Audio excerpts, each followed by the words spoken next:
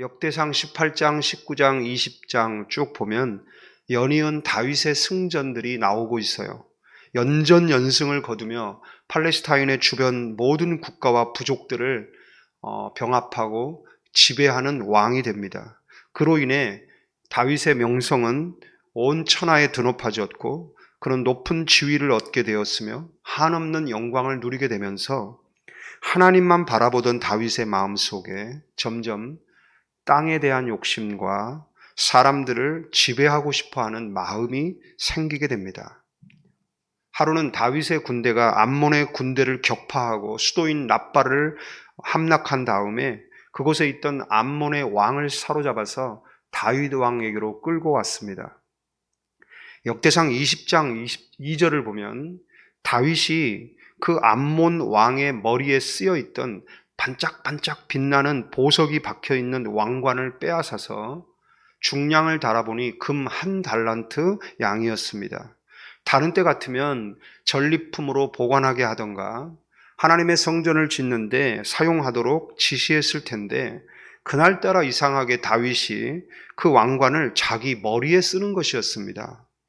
다윗의 마음에 세상의 왕관이 아름답게 보이기 시작했다라는 것을 의미하죠. 하룻밤 자고 일어나면 늘어나는 영토, 그리고 자신을 따라오는 수많은 백성들을 보며 승리감에 도취된 다윗이 그만 사단의 유혹에 넘어가고 맙니다. 하와가 사단의 유혹에 넘어갈 때는 에덴 동산의 모든 것이 풍요로울 때였습니다. 모든 것을 가졌을 때였습니다. 바로 그때를 주의해야 합니다. 21장 1절을 보면 사탄이 일어나 이스라엘을 대적하고 다윗을 충동하여 이스라엘을 계수하게 하니라. 사탄의 목적은 이스라엘을 대적하는 것입니다. 이스라엘을 망하게 하는 것입니다. 그를 위한 계획으로 지도자인 다윗의 마음을 충동합니다. 가는 곳곳마다 승리하여 대제국을 건설하자 다윗의 마음에 하나님을 의지하기보다는 자신의 힘으로 제국을 다스려 보고자 하는 인간적 욕망이 은연중에 스며들어 왔으며 이로 말미암아 병력 점호를 목적으로 하는 인구 조사를 단행하게 됩니다. 어찌 보면 인간적으로 볼 때 이것은 지혜로운 통치 행위로 보일 수 있습니다.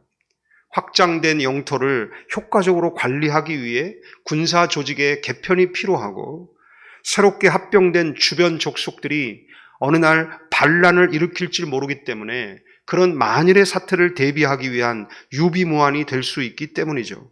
그러나 중요한 것은 이스라엘의 진정한 통치자이신 하나님의 뜻을 묻고 그분의 허락을 구하는 절차를 무시했다는 것입니다.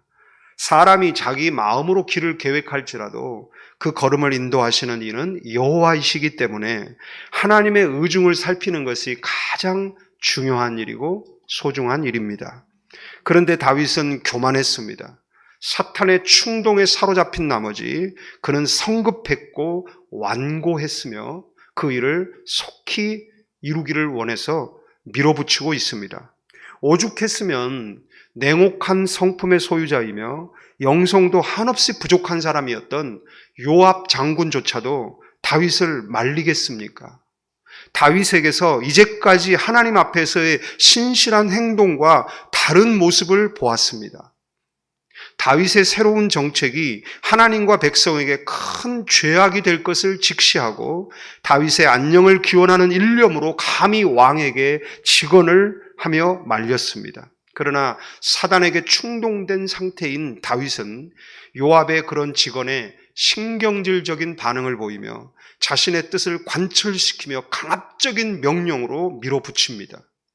그로 인해 하나님의 진노를 사게 되고 결국 하나님의 심판을 받게 됩니다.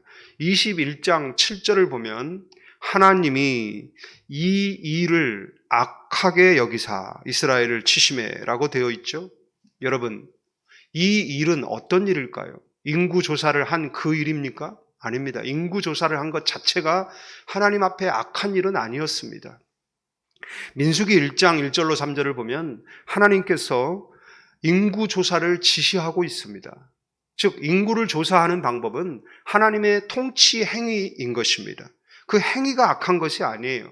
하나님이 다윗의 행위를 악하게 여기신 이유는 인구 조사를 한 것 때문이 아니라 그 일을 하는 동기 때문입니다. 교만한 마음에서 비롯된 동기와 사탄에게 충동된 채 밀어붙이고 있는 그 태도에 대하여 하나님은 진노하신 것입니다. 그로 인해 21장 14절을 보면 이에 여호와께서 이스라엘 백성에게 전염병을 내리심에 이스라엘 백성 중에서 죽은 자가 7만 명이었더라라고 기록하고 있습니다. 그 당시 레위 지파와 베냐민 지파를 제외한 칼을 들고 전쟁터에 나가 싸울 수 있는 젊은 남자의 수가 157만 명이라고 기록하고 있죠. 여기에 노약자와 여인들, 어린아이들까지 합치면 예루살렘에 살고 있는 이스라엘 백성은 500만 명으로 추산됩니다. 그 경우 1.4%의 백성들이 전염병으로 죽임을 당한 것입니다. 자, 히브리 원어를 보면 이 죽다, 숨이 끊어졌다라는 히브리어 동사 모트라는 단어를 쓰지 않고 있어요. 죽을 만큼 고통스럽다라는 뜻인 나팔이라는 단어를 사용하고 있습니다. 이로 보건대 7만 명의 백성이 죽었다라는 이 표현은 실제 숨이 끊어진 것이 아니라 죽을 만큼 극심한 고통을 당하고 있다라는 의미로 해석할 수 있습니다. 이 전염병의 재앙이 얼마나 고통스럽고 끔찍했던지 그것을 보시던 하나님 마음이 뉘우치는 것을 하나님 스스로 경험하시죠. 21장 15절을 보면 여호와께서 보시고 이 재앙 내림을 뉘우치셨다라고 되어 있어요. 뉘우치사라고 번역된 히브리어 나함이라는 이 단어는 뉘우치다라는 뜻도 있지만 돌이키다라는 뜻도 있어요. 얼마나 끔찍했던지 그 모습을 보시고 하나님께서 마음을 돌이키신 겁니다. 그래서 심판의 칼을 빼들고 예루살렘을 향하여 재앙을 쏟아붓고 있는 천사에게 하나님이 이렇게 지시하십니다. 족하다.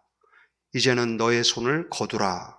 하시니 천사가 심판을 멈추고 여부수 사람 바로 오르난의 타작마당 곁에 서 있었습니다. 그러나 중요한 것은 아직 그 심판의 칼을 칼집에 꽂지 않았다는 것이죠. 그리고 천사가 아직 하늘로 오르지도 않았다는 것이죠. 아직 심판의 칼을 빼들고 땅에 서 있다라는 거예요. 그러면서 한 곳을 주시합니다. 어디를 주시했을까요? 다윗을 주시하고 있습니다. 다윗이 자신의 교만을 버리고 회개하는지 아니면 끝까지 완고하게 버티며 몰아붙이는지를 확인하고 있습니다. 그때 다윗이 눈을 들어 여호와의 천사가 하늘과 땅 사이에 섰고 칼을 빼어 손에 들고 예루살렘을 향하여 편 것을 봅니다. 그리고 그는 장로들과 더불어 굵은 배를 입고 얼굴을 땅에 대고 엎드려 하나님께 아뢰기를 하나님 내가 명령을 하지 않았습니까? 명령하여 계수하게 한 사람이 내가 아닙니까? 범죄하고 악을 행한 자는 곧 나입니다. 이 양떼는 무엇을 행하였나이까? 청하건대 나의 하나님 여호와여 주의 손으로 나와 내 아버지의 집을 치시고 주의 백성에게 내리는 재앙을 그치시옵소서. 주의 백성들에게는 재앙을 더 이상 내리지 마옵소서. 간절히 호소하며 자신의 죄를 고백하며 회개합니다. 그러자 천사가 다윗의 그 눈물의 기도와 회개를 보고 다윗이 하나님께 용서받을 수 있는 방법을 제시하고 하나님의 은혜를 회복할 수 있는 방법을 가르쳐 줍니다.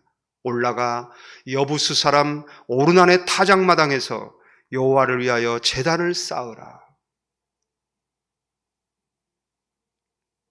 이스라엘 백성들이 가나안 땅에 들어오기 전부터 오래전부터 그곳에 살았던 가나안 원주민들은 농경 문화를 가진 사람들이에요. 그들은 도시를 세울 때 가장 높은 언덕, 가장 윗자리에 타작마당을 마련합니다. 그리고 그곳에 수확한 곡식을 모아 타작을 하고 그곳에서 말렸습니다. 오르난의 타작마당은 예루살렘 동쪽의 가장 높은 언덕에 위치하고 있어요. 바로 그곳에서 천사가 심판의 칼을 빼들고 하늘 높이 손을 편 채 저 예루살렘을 내려다보고 재앙을 쏟아붓고 있었던 자리입니다.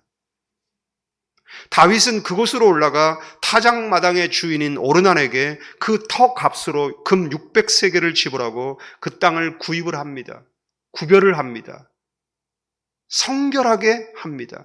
그리고 21장 26절을 보면 다윗이 거기서 여호와를 위하여 제단을 쌓고 번제와 화목제를 드려, 저를 따라하세요. 번제와 화목제를 드려. 네, 이게 중요합니다. 여호와께 아뢰었더니 여호와께서 하늘에서부터 번제단 위에 불을 내려 응답하시고 여호와께서 천사를 명령하심에 그가 칼을 칼집에 꽂았더라. 드디어 재앙이 그친 것입니다. 같은 사건을 기록하고 있는 사무엘하 24장 25절을 보면 그곳에서 여호와를 위하여 제단을 쌓고 번제와 화목제를 드렸더니 이에 여호와께서 그 땅을 위한 기도를 들으심에 이스라엘에게 내리는 재앙이 그쳤더라. 다윗이 회개하고 자신의 교만을 버리고 겸손하게 엎드려 하나님 앞에 번제와 화목제의 제사를 드림으로 하나님의 기도가 응답되고 재앙이 그치고 하나님과의 관계가 회복된 곳, 그곳이 바로 오르난의 타작마당입니다. 다윗은 그 응답을 통해 겸손의 중요성,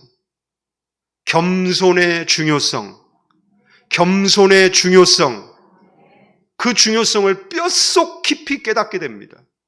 일말의 교만을 품어도 그것이 얼마나 무서운 결과를 초래하는지를 그는 정말 통렬하게 온몸으로 그 고통을 느끼며 경험하게 되었던 것이죠. 그로 인해 다윗은 영적으로 더 깊이 성숙해질 수 있었고 이스라엘의 목자로서의 소임을 새로이 회복할 수 있었습니다. 그래서 다윗은 그것을 너무나 특별하게 여기며 이런 고백을 합니다. 오늘 본문 1절입니다. 22장 1절. 다윗이 이렇게 고백하죠. 이는 여호와 하나님의 성전이요 이는 이스라엘의 번제단이라 하였더라. 아멘. 바로 이것이 성전의 의미입니다. 바로 이것이 성전이 존재하는 이유입니다. 바로 이것이 우리가 성전에 나오는 목적이기도 합니다. 우리는 왜 성전에 나옵니까? 성전은 무엇을 하는 곳입니까? 죄를 지은 죄인이 하나님 앞에 두렵고 떨림으로 나와 회개하며 번제와 화목제를 드림으로 죄를 사함받는 곳입니다. 교만한 자가 하나님의 심판을 통해 교만의 어리석음을 깨닫고 회개하며 번제와 화목제를 드릴 때 심판이 멈추는 곳입니다. 그리고 죄인이 죄를 버리고 교만한 자가 교만을 버린 것을 확인하신 하나님이 천사의 칼집에 칼을 꽂게 하시는 곳이 바로 성전입니다. 그러므로 성도는 그 경험을 통하여 영적으로 더욱 성숙해지게 되며 자신의 소명에 대한 소임을 더욱 공고히 다지는 곳이 바로 성전인 곳입니다. 우리는 이러한 성전의 의미를 바로 알아야 합니다. 우리들이 섬기는 오늘날의 성전, 이 두란노 교회라는 성전이, 이 오르난의 타작마당이 오늘 우리가 살아가는 이 시대의 죄악과 우리 민족과 나라의 죄악을 하나님 앞에 우리가 가지고 나와 엎드려 회개함으로 그 모든 재앙을 그치게 하고 모든 심판을 멈추어 세우는 성전이 성전으로서의 역할을 제대로 수행하는 성전다운 성전이 되도록 우리가 드리는 모든 제사는 다윗의 심정으로 드리는 번제가 되어야 하며 화목제가 되어야 되는 것입니다. 다윗과 같은 마음으로 진실함과 전심을 다해 드리는 회개의 눈물과 통렬한 하나님 앞에 자백하는 그 회개의 눈물과 그 탄식 속에서 드리는 번제가 되어야 하고 화목제가 되어야 하는 것입니다. 번제는 온전한 헌신과 그리고 철저한 순종을 의미하는 제사입니다. 짐승의 어느 한 부분도, 가죽부터 시작하여 안에 내장의 어느 한 부분도 단 한 개도 건드려서는 안 됩니다. 모두 다 온전히 불살라 하나님 앞에 올려드리는 것입니다. 하나님, 이와 같이 내가 내 온 영과 혼과 육신이, 내 모든 것이 하나님께 순종의 제사로 드려지길 원합니다. 온전히 하나님께 바치길 원합니다. 하나님께 헌신하길 원하며 하나님의 말씀에 순종하며 살기를 원합니다. 그거를 다짐하고 고백하는 그 제사가 바로 번제인 것입니다. 또한 화목제는 히브리어로 샬렘, 회복하다라는 의미를 지니고 있어요. 화목제의 목적은 샬렘, 회복에 있습니다. 여기에서 샬롬, 평화가 파생돼 나온 것이죠. 화목제란 죄로 말미암아 단절되었던 하나님과의 관계를 회복하는 목적으로 드리는 제사입니다. 이 제사를 성공적으로 온전히 드릴 때 죄를 용서하시는 하나님이나 죄사함, 용서를 받는 사람이나 모두 더불어 큰 기쁨을 누리게 되는 제사입니다. 저와 여러분이 드리는 이 화목제의 제사가 반드시 성공적인 제사로 하나님께 연락되기를 바랍니다. 연락되기를 바랍니다. 번제와 화목제에는 공통점이 있습니다. 그것은 피의 제사라는 것이죠. 피가 없이는 이 제사를 드릴 수가 없습니다. 번제도 화목제도 모두 흥건하게 피가 흐릅니다. 피 냄새가 진동합니다. 그 피의 모습과 피의 냄새 속에서, 그 피 속에서 하나님께 나아가는 제사, 그것이 바로 번제와 화목제사입니다. 둘째는 제사의 과정이 동일합니다.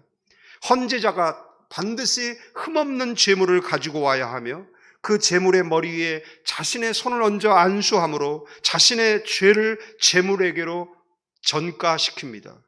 그리고 반드시 본인 손으로 회막문 앞에서 그 제물을 죽입니다. 실상은 제물이 죽는 것이 아니라 자신이 죽는 것을 의미하죠. 그리고 제사장은 그 피를 번제단의 사면에 뿌리며 죄사함의 기도를 드립니다. 그러면 하나님께서 그의 죄를 사해 주시고 죄사함을 선언해 주시고 하나님과의 모든 관계가 회복되는 것입니다. 다윗은 이런 제사를 드렸습니다. 다윗이 드린 이 제사를 하나님은 연락하셨습니다. 그리고 하나님은 약속하십니다. 다윗 이후에도 다윗의 후손들이, 다윗과 동일한 믿음을 가진 성도들이 성전에 나와 다윗과 같은 마음으로 하나님을 향하여 제사를 드릴 때 다윗에게 베풀어 주시는 용서와 회복을 동일하게 베풀어 주실 것을 약속하셨습니다. 다시 말씀드립니다.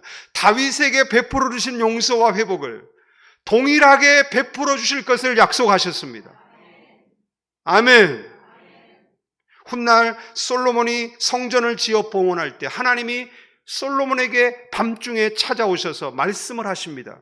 역대하 7장 12절로 16절에 밤에 여호와께서 솔로몬에게 나타나시니 그에게 이르시되 내가 이미 너의 기도를 듣고 이곳을 택하여 내게 제사하는 성전을 삼았으니 혹 내가 하늘을 닫고 비를 내리지 아니하거나 혹 메뚜기 떼들에게 토산을 먹게 하거나 혹 전염병이 내 백성 가운데서 유행하게 할 때 내 이름으로 일컫는 내 백성이, 내 이름으로 일컫는 내 백성이, 다윗과 같은 믿음을 가진 하나님의 사람들이, 예수 그리스도를 믿음으로 말미암아 하나님의 자녀가 된 거룩한 성도들이, 내 이름으로 일컫는 내 백성이, 아멘, 내 이름으로 일컫는 내 백성이 그들의 악한 길에서 떠나 스스로 낮추고 기도하여 내 얼굴을 찾으면 내가 하늘에서 듣고 그들의 죄를 사하고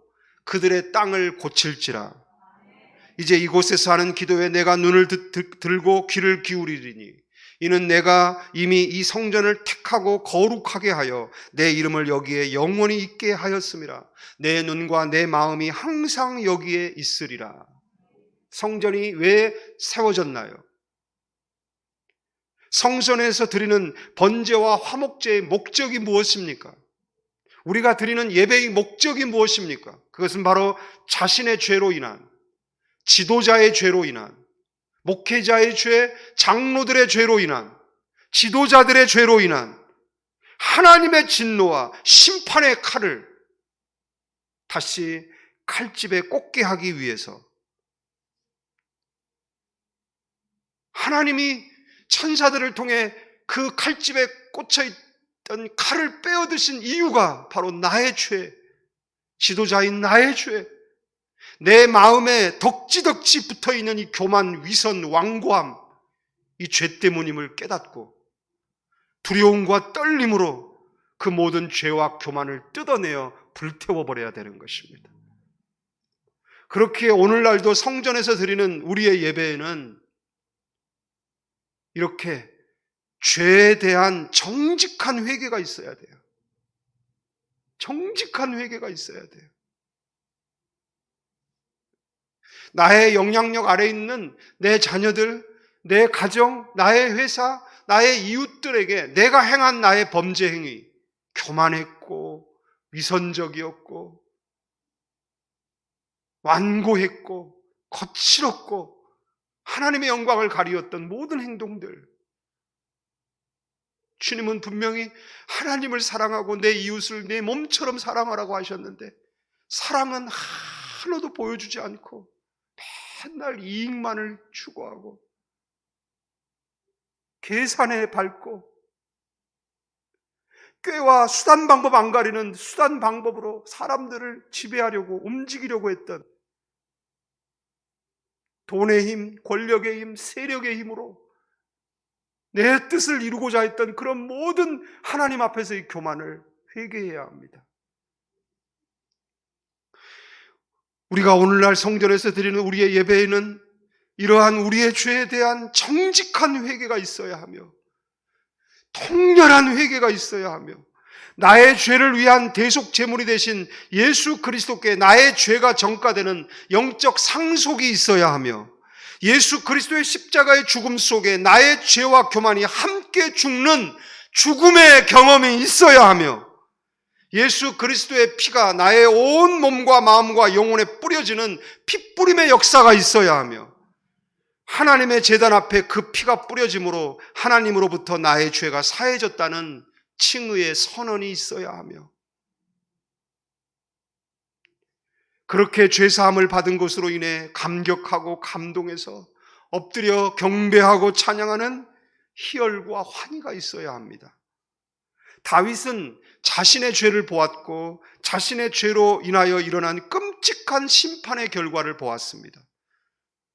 그래서 번제와 화목제를 드리며 그 죄를 회개했고 그로 인하여 용서함을 받은 다음 그 심판을 그치게 해주신 하나님의 은혜에 압도되어 그곳에 눈에 보이는 유형의 성전을 짓기로 결심을 합니다. 이미 하나님 앞에 죄사함을 받고 재앙이 그침을 받는 응답을 받은 그 자리가 이미 성전을 경험한 자리입니다.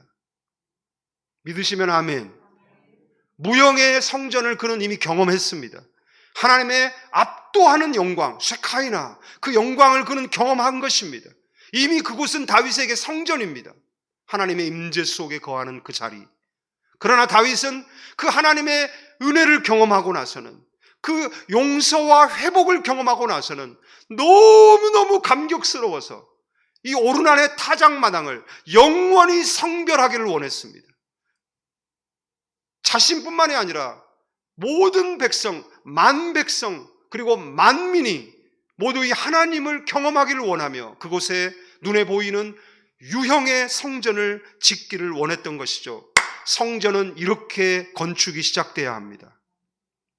여러분의 성전을 사랑하는 마음은 바로 여기에서 비롯돼야 하는 것입니다.